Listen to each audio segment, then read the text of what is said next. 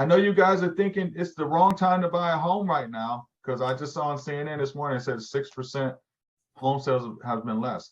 That's a huge opportunity. Imagine if you were thinking about buying a $300,000 home. That means you could potentially get it for $30,000 less. If you'd like to talk about this strategy and others that I have, and I get this special report because I wrote a article that I published in the Wall Street Journal on Fiverr, I'd like to talk to you. Call me at 678-314-7764.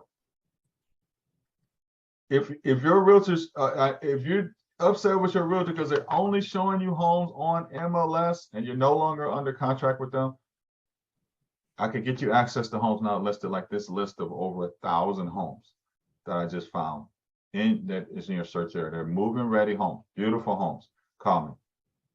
Tell people, write down a list of what people are thinking. If you don't know what people are thinking, go to Google. It'll tell you why the fears buyers have. Address people's fears and give them an answer. All right, what questions do you have for me? That's it. Monday morning. Let me start my recording because this is going to be for sale.